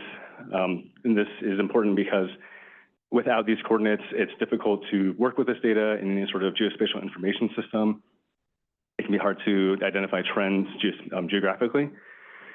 Quality, we heard suggestions coming from our stakeholders that can be improved, such as gaps in the data, fields that are missing that are important, just things that they're not able to access with it, and so wanting to improve that. Timeliness was one of the biggest themes that we heard, and again, one of the impetuses to this project. Oftentimes, it could take up to 16 to 18 months to get data from CDOT after it goes through all the processes. And so it kind of leads to some discrepancies in some agencies using their own data when they may want to use CDOT's data, but it's just not available. After we get CDOT's data, we would have our own process to geocode and geolocate crashes that didn't have information for the geospatial attribute. So that kind of adds more time to it. So we're just trying to get that going so that's in the hands of users to make these critical decisions for the community. Capacity relates to how the group can operate, how it can work together. Integration was something that it wasn't on my radar when we started this project, but again, as you hear from people, you hear from different perspectives and things you may not be expecting. The data can be difficult to link with other sorts of data sets that are important for traffic safety and for all these things that our stakeholders were telling us about. So that's something that was new to me when I came into this, but something that was of interest to our stakeholders. And the accessibility of data relating to folks knowing how to use the data, where to get the data in the first place, and being able to make sure that when it's available, it can be used. We did conduct a survey at the end. We just kind of learned about how we could improve this process and how it was useful for our stakeholders. One interesting thing that I found from it was while most of the people we worked with had some familiarity with DRCOG, or they may have been a member of the Transportation Advisory Committee or had just worked in a different capacity, some that we worked with had no familiarity with the organization before, so we did expand some of our reach there. We had a diverse participation among professions with the survey and with the consortium itself. So again, we had traffic engineers, we had transportation planners, we had public health officials, law enforcement at different levels, people with public health, again, public health and environment, fire districts. So we really got a lot of good input and participation. All of those who applied to the survey said that the group had helped them understand the crash data environment better, and more than half had said that they've seen quality data, improvements to quality data throughout the process.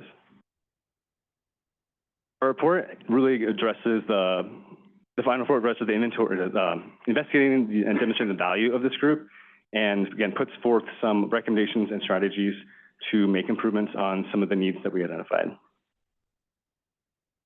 We had a few grant performance measures that were built into it. This is just part of the process with that 4 Upside C grant. I'm happy to report that we were able to achieve all of them. First and foremost was related to completeness of the data. The data we did receive from CDOT had less than 16% that were missing that latitude and longitude.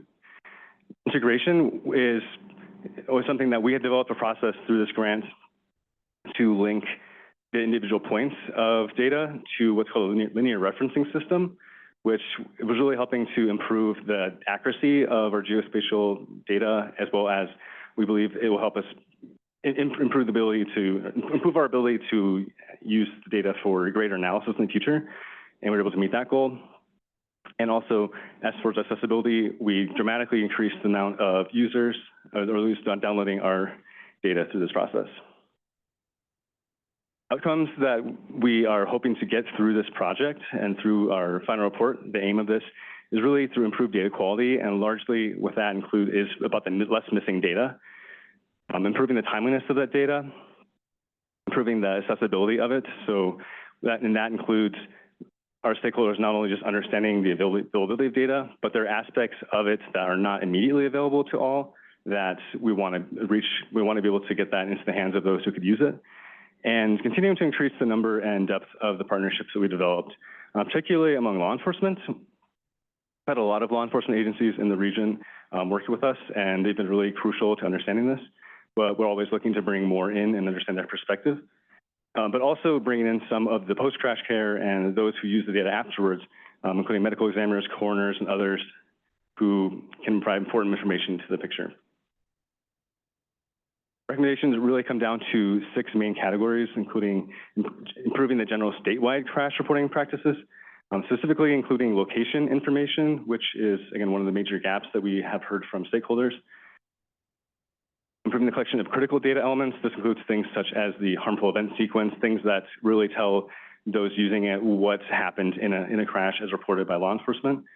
Improve the data processing practices, making sure that because sometimes there are instances where the data is being collected really well and very superbly by law enforcement, but there's ways that data can fall through the cracks when it's transmitted from one software program to another. So trying to figure out ways to address that. Increasing the competencies and accessibility of data, and continuing to expand this organization. While not all of the strategies fall under this, or recommendations fall under this graphic, kind of the mainstay of many of them really focus on standardizing improvement at input, and whether that's through what we heard, some issues that may be coming from the software that are being used, the software and hardware limitations that agencies have.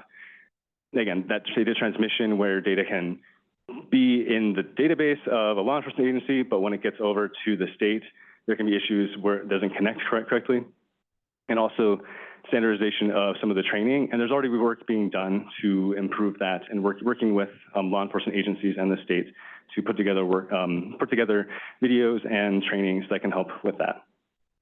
The idea with this being, we're improving the inputs, it will require less time to be processed when it gets to the state. It goes through a process where it's with the Department of Revenue, they're the custodian of the data. They have a process to check the data before it's able to be shared with others, such as Department of Transportation or Public Health and Environment. Department of Transportation is who we work with to get the data that we're able to geoprocess and do some of the value adds to, and we're able to then provide to our member governments and others. And that also feeds into some of the processes used by those using that data for projects for DRCOG or for local governments. So really the idea being improving it at the start, helps it in the middle, and then the higher quality data is available sooner for the analysts who need it for their work. This is a selection of some of the strategies, some examples. There's much more in the actual report, but these are some I want to highlight. Again, really looking at things such as developing or acquiring improved software for law enforcement. And actually, one thing I want to note, I didn't say this before, but one thing that's really important is that collecting crash data is not law enforcement's first priority on the scene of a crash. Obviously, responding to the individuals involved, clearing the roadway, making sure that the people who need medical attention can get medical attention is their first priority. But we want to make sure that when they are able to work on this, and when they are able in the collection phase, that there also aren't hindrances for them, that the software they're using, the hardware they're using are easy, that they're able to let them do their job effectively when that's that point. On to the next implementation strategy, though. There are some components of the report that are important for crash data analysis that are not at this time absolutely required by the state. And so with this, we're trying to see if there are some ways that those can be added, or again, make it easier so that these elements can be added to the reports so that they can get that information to the state and others. So in training, we've covered that already. I'm looking at data transmission issues that exist between law enforcement agencies, the state, also between state agencies and us and others. Again, continuing to work with law enforcement agencies to see what's not working, what's working well, what are their challenges, and how to implement these strategies. And again, building connections with those in other fields, such as the medical field, to explore things, including the underreporting of impairments-related crashes and non-motorist crashes. Our next steps in this process, I'm happy to report that while this was originally funded as a one-year grant that was continued as another one-year grant, this has been rolled into the greater work of the Regional Vision Zero program here at DRCOG. And so this is included with our Regional Vision Zero program. We'll be continuing this as one of our projects here at DRCOG. We are working on developing an implementation framework for these strategies. We're planning another meeting of this group in late February, where we were looking to prioritize some of these strategies and determine who among those of the consortium can take leadership roles in implementation. Again, continuing these meetings, February, March, and September are our current plan for meetings for this year.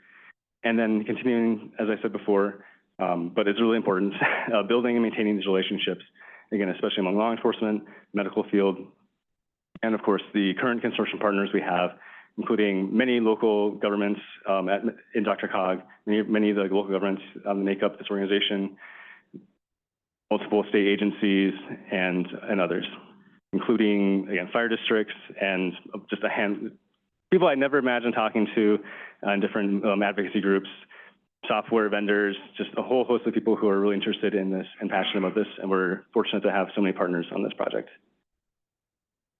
And with that, I will be happy to take any questions.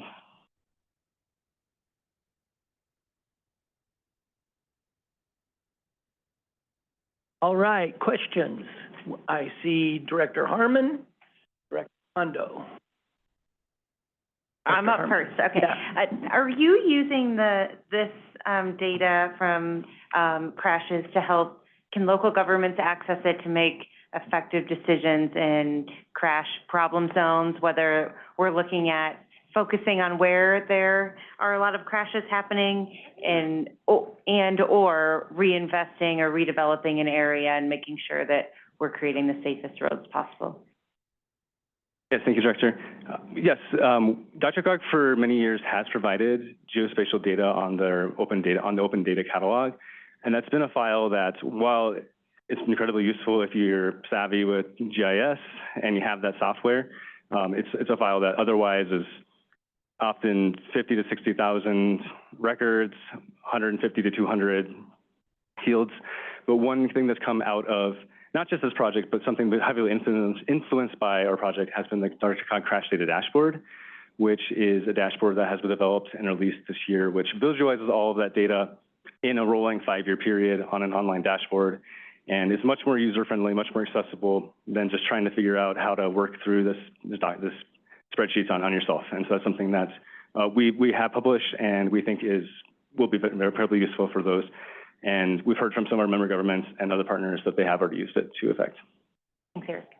Director Kondo. Thank you, Chair. Two-part question and then a follow-up. My first question is, I didn't see on the inputs weather conditions or road conditions. Were those part of the inputs to the analysis process? Yes, those are included, Director. Those are included as elements on the crash report that can be filled in. It's one of those that might not always be filled in. It's not required. It's not a field that would kick the report back to a law enforcement agency to complete. I believe it is often on there though, but it is also something that we have available as filterable functions, filterable options on the dashboard. And, you talked about some maybe double reporting or whatever. So was the adjudication, was that done manually or did you use AI or something like that to kind of help you kind of remove redundant? Director, if I'm understanding correctly, we have a process that we worked with one good thing about this too is that with the constant work that we've been doing with this, we've had a lot more conversations with the teams over at Department of Revenue and Department of Transportation, who have the first steps with this when it gets to the state. And we did learn a lot with them about what constitutes when records come in that might look like multiple crashes, but they look very similar, whether they're amended, figuring out which is the right one. Sometimes it's not evident which one should be the one that is the most recent in some of the ways the data is transmitted. But we did have a way to go through to make sure that we're not double counting certain crashes. Right, so was that manual, or did you use some sort of computer algorithm? For that, we typically use Python scripting, and we have great success with and double checking them to make sure that it's accurate. But going through, and because we're getting often 50,000 plus records a year, and it doesn't mean all of them have amendments, but making sure that's the ones that are there. But we're confident that we're not leaving things out from our data. Gotcha, thank you.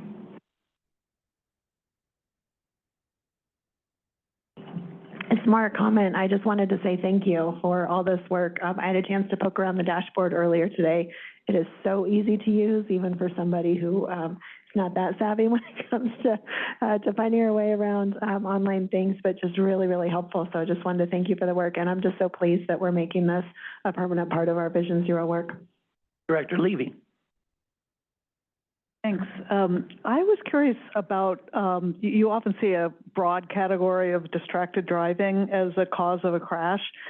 Has there been any discussion about trying to break that down a little bit more, specifically on, use of a mobile device versus, personal grooming versus trying to pick the sandwich off the floor of the car that fell? Yeah, Director, that's a great question. And in the crash report, there's a section for, I don't remember if it's the driver actions or contributing factors. They sound similar, but they're apparently a little different for distracted. And it's broken down into a lot of categories. So to that question, there's almost maybe too many, I feel, to sometimes keep track of and make sure that if you're trying to look at all distracted, that you're looking at all the categories themselves. Oh, Yep. so it is broken down a Correct. little. Yep. That's My son on the way to high school had a moth fly in his face, and so I would to another car. I have. So he seen told you. Men. Yeah, that's what he told me. Brushing teeth. Questions or comments? All right, we have one over here. Director Kern. I just have one more question. So it's sort of to piggyback on that, and I was thinking the same thing. Are we breaking down into, like distracted drivers? Since we have new legislation that has now, made it a crime to use your cell phone without a hands-free device, and it is brand new, and we had a pedestrian fatality in Louisville, tragically, that ended up that was the cause of it. And it was before the legislation was passed. I'm wondering if there can be, if we're tracking to see, do pieces of legislation like that make a difference? If like, distracted drivers before had like a lot more instances with the cell phone use versus moving forward in the next year or two, as we create more awareness, as more people get tickets and they realize that this is no longer an option for safety reasons. Director, yeah, that's a great question. I believe as one of those distracted items, there is something about using a phone or a handheld device. I would have to double check. There's a list of about 30 things total for that driver actions. Less for distracted, but there's still a number of them. Again, you noted that that the law is very new. We are still operating with data that's from 2018 through 2022. But we are planning to be able to release our 2023 data very shortly, and we have been talking. We get a release from CDOT a couple of days ago that their 2024 is nearly complete, and at that point we would ask them for theirs. So once we get those, that's definitely something we would be interested in looking into and seeing.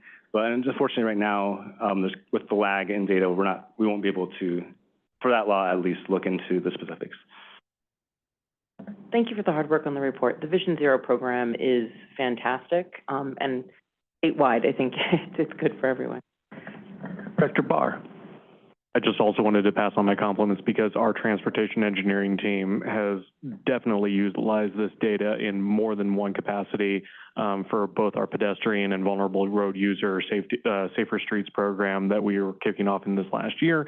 But in addition, it allowed us to kind of plan around the types of infrastructure protection that we're likely to see based on the types of crashes, the types of incidents that are coming. It's also, just for us as public officials, it's an extremely effective public communication tool to see the degree and where and what is actually happening when we talk about traffic fatalities. It's a really hard thing to conceptualize on a news headline by news headline basis, but to have it to appear in a dashboard is, I've used it in my public communication discourse. So thank you again. Anything else? All right, thank you, Mr. Bratton. We're glad you're feeling better too. Thank you. All right, the next informational briefing, and I will point out that each director has a 8.5 by 11 of the poster. There are some posters over here as well. This is our informational briefing on Winter Bike to Work Day, and we're going to hear from Nisha Mokshagundam.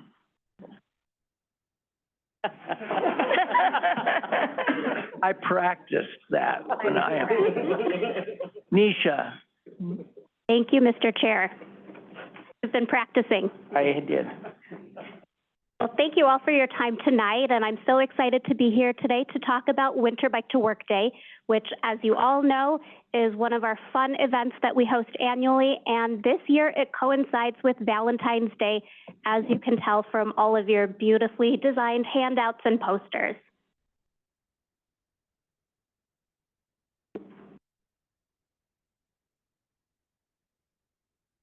Pardon me.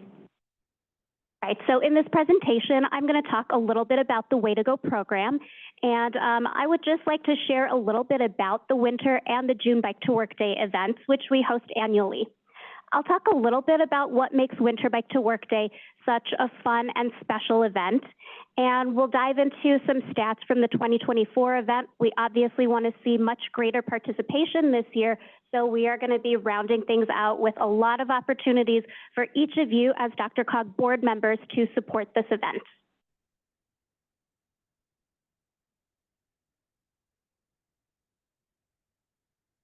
All right, so we'll start by talking a little bit about the Way to Go program. I'm sure many of you are familiar with what we do over at Way to Go, but we are a commute options program that serves employers and commuters throughout the 9-county Denver region. And we do this in partnership with 8 transportation management associations that cover various areas of the DRCOG territory. Our program is funded through congestion mitigation and air quality dollars that are administered through CDOT and come from the Federal Highways Administration. Our team primarily works with employers, as I mentioned, but we also do work directly with commuters to talk about all of the variety of non-single occupant vehicle options that are available to travelers within the region. My team, who does outreach to employers, will do a lot of employer assessments and surveys to kind of figure out which benefits are going to be most advantageous to employees and really kind of figuring out what are going to be the modes that have the most potential for long-term mode shift. We also do outreach directly to individuals. We do a lot of advertising campaigns, both out of home as well as digitally.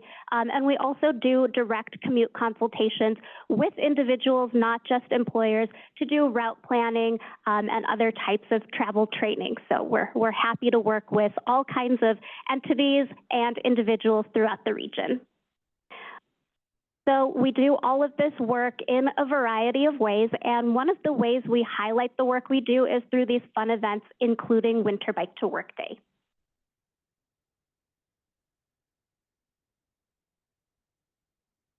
So a little bit about Winter Bike to Work Day. This is a much smaller event than the June Bike to Work Day, which I'm sure many of you are much more familiar with. I like the June Bike to Work Day event because it provides a really great opportunity for us to help inexperienced or new bike commuters try bike commuting, sometimes for the first time in a supportive and structured environment. In contrast, Winter Bike to Work Day is really a celebration of our weather and cold hardy commuters. So we like to use this opportunity to celebrate and thank all of those people who are making the commitment to commute by bike year round, because we know this really does make a difference in traffic congestion and improves air quality. So this event, as you can see here, also gives businesses a reason to celebrate. And by that I mean many organizations can get together with each other or individually to host what we call rider appreciation stations. Those are basically destinations that our bike commuters can visit in order to learn more about a business, learn more about a local initiative. So this is an event for individual commuters as well as organizations, because again, it's a really great marketing opportunity and a nice community event that everybody can get involved in, as long as you have a warm enough coat. So something else that is different about the Winter Bike to Work Day event, unlike June, is that we actually coincide the winter event with the international event date. That happens every February on the second Friday, which, as I mentioned, this year will be on Valentine's Day. So I want to just dive a little bit into some of the stats from last year's event. Again, we're always really pleased to see big participation in this event and hope that we can, find some ways for all of you to participate and really grow these numbers. So as you can see here, at last year's Winter Bike to Work Day event, which was the 8th of its kind, we had just shy of 4,500 riders. And we had 500 pledges who participated for the first time, which is really exciting, again, because we don't necessarily look at the Winter Bike to Work Day event as an opportunity to recruit new riders, but we always welcome people who are interested in participating, and we will provide whatever support we can. So as we kind of talk through, opportunities to get involved, just keep these numbers in mind. These are the numbers that we're trying to beat for 2025.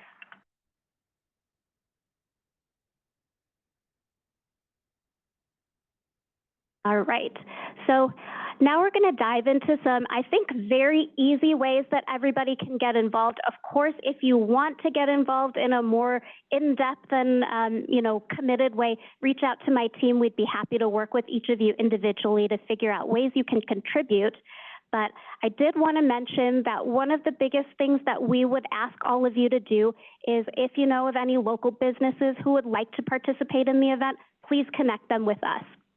My team does fantastic work working with employers.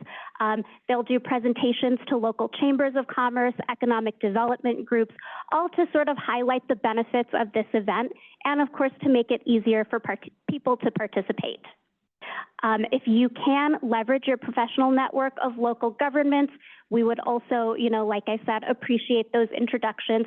But these are just some examples of things that we can do to help businesses and individual employees get involved in the event. So route planning, our team can host group rides, we can do safety workshops. So there are a whole lot of things that we can do, again, to support participation in this, I think, very fun event. You all have access to some cool posters over there on the table. So we've got some English and Spanish language posters. Take these to your local coffee shops in your neighborhood where you live or in the region that you represent. Stop by retail locations and see if they will post these posters on external facing windows or on their bulletin boards. Again, just to get the word out. We also have some mini posters. I mean, just feel free to take as many things as you would like. I think it's a lot of fun, and we really love the designs that we do each year. I would also ask that if you're willing to leverage your personal social media, let people know about this event. We do have some graphics and some sample messaging for you in a Dropbox folder, which you can access using this bit.ly link. That bit.ly link is also in the very beautifully designed handout that I know all of you have as part of your packet. So please download some images and post some social media. I do want to mention that my team is doing outreach to all of our member governments. So we've already started reaching out to Parks and Recs departments to let them know when the event is happening and to be prepared to snowplow in case of any storms. But if you would like us to, talk to your public information team and come up with even more unique ways to promote the event, like I said, please connect them with us. We've got a host of creative ideas, and we can come up with some cool ones on the fly. So definitely let us know. We would ask that you please use these hashtags, tag Way to Go on Facebook and Instagram if you can. All right, and then last and final way you can get involved. I feel like the best way you can show your support, I know this is a little bit of an ask, show up on Winter Bike to Work Day. So swap that car trip with a ride on your bike. If you're not commuting to a physical work site, no problem. You can still travel to one of these rider appreciation stations. You could even urge, your local government to host a station. And as I mentioned, our team is always on hand to provide support. So you can scan this QR code with your phone.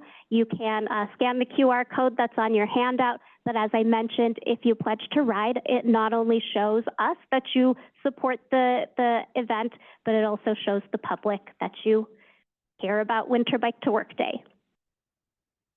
So this was a very short presentation. Again, it's really about all of you and what you could do to highlight the event and bring attention to it. So happy to take any questions. Questions? Yes, Director Kerr. Thank you. Great presentation, and I love the program. This is so fun, especially to see it on a cold, snowy day. Love the polar bear. That was kind of awesome. Is there any effort that's being made to promote this at high schools where a lot of kids, especially in the winter, are driving their cars one or two people at a time for the day to try and get the high schoolers engaged in and choose to ride their bike to school? I mean, it's probably not the most fun thing, but it's like a big plug for sustainability, which I think, at least in our community, we hear a lot of young people really excited about, and to let them know that this is a day that they can actually participate and not just talk about it. I was curious. I really love this question, and it's not something that we have been doing in our outreach. Most schools are celebrating, I always get this wrong, walk and roll to school day. Thanks, Michaela. So that is kind of the school-focused version of this event. It doesn't happen in the winter, but of course, if any schools are interested in participating, we would be happy to engage with them. Thank you for the question. Yes, Director Flynn, then Mayor, Marissa and Mayor. Thank you, Mr. Chair. During our prep meeting, I had what I thought was a brilliant idea. Of course, not for me, but because it's on Valentine's Day, our county clerk, Paul Lopez, does a marriage-a-thon.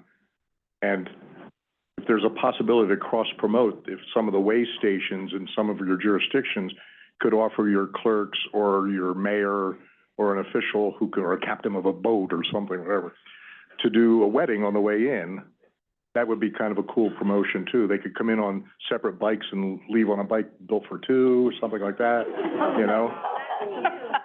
But that is something that I'm going to suggest to the Denver clerk, and I just wanted to pass that on to anybody else who is silly enough to follow my suggestions. Director Flynn is thinking outside the box, am I right? Director Harmon. We like different solutions, so I like that idea. I did just want to make a comment. The second Friday for Douglas County, students usually don't have school that Friday. So if there's ever a shift, I know that the kids love partaking. Of course, if the weather's good, if you could hold off the snow, that'd be great this year. We'll do our best. Director Mills. Thank you, and thank you for the presentation. I got some data questions here. So you said it was like 4,300 or 4,400 participated last year. Did you see if that was in a certain geographical area? Is it more heavy on a certain section of the metro versus others? Does that data change annually? Do you have any of that to share? Yeah, I mean, anecdotally, I can tell you that the majority of participants are in central Boulder as well as central Denver. That seems to be the trend that we see in both the winter as well as the summer. I always hear how it's such a success, but everywhere I drive, I don't see the bicycles on that day. So that's why I asked that question. Also, when you say there's, you know, that certain number of riders, 4,300 or whatever, what does that compare to the previous years, 23, 22, 21, et cetera? What a wonderful question. I can't go back all the 8 years. Unfortunately, I don't have all of that data in hand, but we did see an increase of about, maybe 800 riders since 2023. So we do see a steady increase each year in participation. I know this presentation is done annually around this time, so I would appreciate that kind of data next year when you come back to us. You got it. Thank you. Sure. Thank you. Director Numerella. One thought on the private sort of bicycle share companies that are, you know, operating in multiple cities. It'd be kind of fun if they did some sort of free ride that day. Do they do that? So my team has actually been talking to, I believe it's Bird, and we're doing our best to negotiate some deals for riders on the day of. Because obviously, if you don't have a bike, we still want you to have an avenue to participate. Director Kondo. Thank you, Chair. Yeah, similar sort of question. I wonder if there's an opportunity to expand this for electric scooters or one wheels, that sort of thing. Yeah, you know, the spirit of the event is really not strictly riding your bike, just like it's not strictly riding to work. So we do encourage people to use any sort of non-single occupant vehicle mode. We even recommend that if people have a longer commute, they consider stacking their trip using transit and taking their bike on transit. Certainly, if you're riding an e-scooter, we welcome you to participate.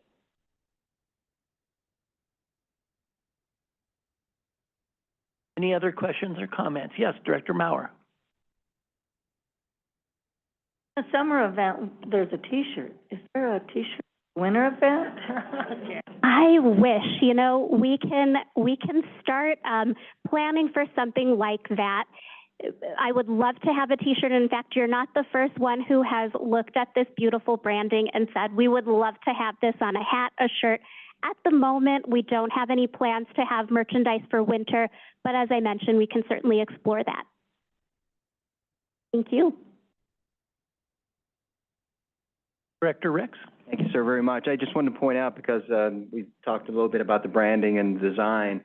All the design work for many, many years, both winter and summer, have been done in-house by our graphic designers, so they do wonderful work. All right. Thank you very much, Nisha. Thank you. All right, we're going to move on to our informational items. There's an additional one in the addendum. We'll take that second. The first one is recommendations for election of DRCOG board officers for 2025. And am I kicking this off to the nominating committee or to you? No, okay. That's just for information. Okay. The board will vote on new board officers next month. Okay. Sounds good. Please take a look at the other informational item in your addendum. We'll move on to committee reports. Please try to make these as brief as possible. We have a report from STAC from Director Odoricio online. All right, thank you all. I'm here. I just wanted a STAC meeting went by pretty quick. CDOT provided staff with legislative updates, talked about some of the bills that we're expecting. Of course, part of that discussion was people concerned about all these different bills impacting our transportation funding as well as transportation processes. Talked a little bit about the anticipated work program for 2025 and major issues that are coming forward. A lot of that discussion is trying to identify how STAC wants to improve its effectiveness with CDOT and with the legislature. And then, of course, we talked a little bit about the statewide plan and moving forward and how to address greenhouse gas reduction rules. So if you have any questions, as always, feel free to let me know. Thank you. Thank you, Director. Metro Mayor's Caucus had their retreat. I don't believe we have a report tonight. Upcoming retreat. Upcoming retreat. I don't think they've met. I can tell you, the retreat's coming up in a couple weeks, so we'll probably have more there. No report from Metro Area County Commissioners or from the Advisory Committee on Aging. RAC, Director Rex. Thank you, sir, very much. The RAC had their regular monthly meeting on January 3rd. It was a one true item agenda, talking about some control strategies related to venting and blowdowns. Don't ask. But it was long, and so we're working on that regarding inputs for the state implementation plan. Thank you very much. We don't have a report from E470 Authority. I will say that I will be on the E470 board starting this year. So, CDOT Director Pakbas. Thank you, Mr. Chair. One piece of good news that I do want to share, and I did talk earlier about this with Mayor Harmon, but the Lone Tree Mobility Hub is starting construction. So it's a great project in collaboration with City of Lone Tree, DRCOG, and CDOT. So we're glad to see that moving forward. Transportation Commission held workshops today discussing budget recommendations and potential decision items for the state legislature. A proposal on a match for a federal grant, it's called PROTECT program. It's a resiliency grant to replace avalanche control equipment, which includes World War II era howitzers, with something a little bit more modern, and setting aside a match requirement for that in order to update that equipment along select corridors in the state. And an unsolicited proposal from the National Renewable Solutions Public-Private Initiative on longitudinal overhead transmission lines in CDOT right-of-way. Tomorrow the commission will meet, and on the agenda is for them to potentially accept the Pikes Peak Area Council of Governments Transportation Greenhouse Gas Report as part of their regional transportation plan. And that concludes my report for this evening, Mr. Chair. Thank you very much. We have a report from RTD Director Soroy. Thank you, Chair. One thing to note, we do have our new service, our January service change starting this Sunday. So we can look forward to increased service. As I mentioned last time, that we do have, for the first time, a substantial increase in service at this change in January. We did have 7 new board members sworn in on January 7th.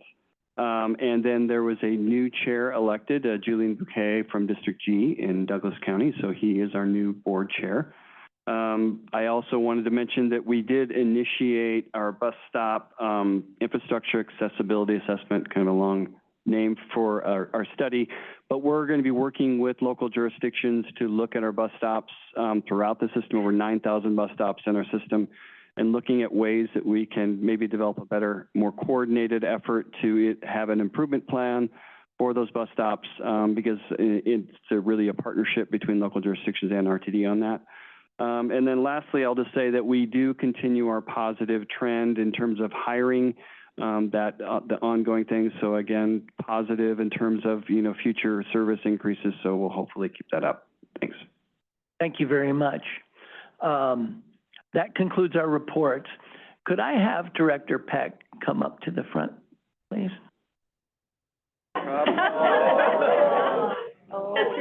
Principal's office. This is a ceremony in honor of Director Peck's participation on DRCOG. These are ostensibly for your 5-year anniversary. Sometimes we exceed that before we get the carving done. But we're here to honor Joan Peck for her at least many years of service on DRCOG. Please join me in a round of applause.